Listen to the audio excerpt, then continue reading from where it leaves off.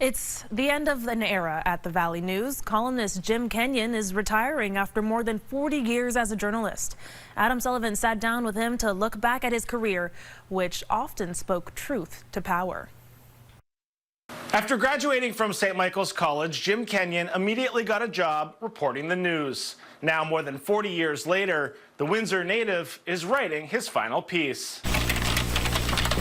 Jim Kenyon is working on his last column for the Valley News. He's been writing it twice a week since 2001, but out on the beat pursuing a story, including a 10-year stint at the Tampa Tribune in Florida, is where he's most comfortable. I remember a professor telling me, it was my favorite journalism professor, who said that all a reporter needs is a good pair of shoes. As a reporter, Kenyon has broken many stories, like a two-part series he wrote on Mohsen Madawi back in 2020. That was well before the college student made national headlines after getting arrested by immigration officers earlier this year. But it's the personal opinion he added to his pieces that made Jim Kenyon a household name in the Upper Valley. If you try to stay in the middle of the road with your columns, you'll eventually get run over. Okay. That's how I describe it to people. And the lane he often chose was, at times, fierce criticism of two of the region's biggest institutions, Dartmouth-Hitchcock Medical Center and Dartmouth College. There's another expression that goes back to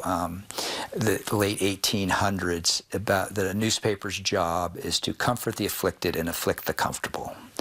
And I can't think of two institutions that are more comfortable than Dartmouth College and Dartmouth-Hitchcock. I mean, they do a lot of good in the world, but at the same time, they need to be put under a microscope. For example, Kenyon questioned the medical center's decision to close its fertility clinic and the reason the hospital justified it to the public.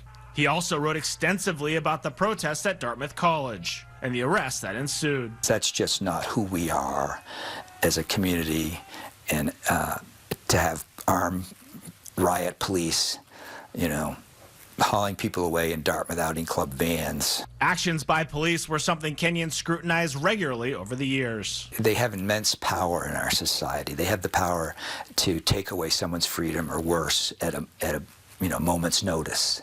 But he also wrote about the most vulnerable, like the homeless. Kenyon says he was giving a voice to those without one. There are a lot of people that are invisible, and so if we can bring attention to that, then I've done part of my job. Kenyon says he's retiring while he still has a passion for writing, something he will continue to do. His last column, which looks back at his career, comes out Saturday. Reporting from our Upper Valley Bureau, Adam Sullivan, Channel 3 News.